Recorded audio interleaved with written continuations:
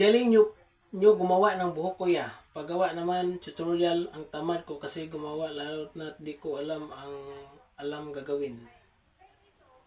Si Guet Jello, gawa natin ng tutorial ng buhok. Tara, let's go! Ang first step, kumuha tayo ng ballpen na walang tinta. Ganyan, walang tinta. Tapos, ganun-ganun mo sa paper na gamit mo. Tapos, kumuha ka ng 2B pencil. Then, ganyanin mo, ganyan-ganyan lang. Ganyan-ganyan. Ganyan-ganyan. Tapos, apply ka ng charcoal.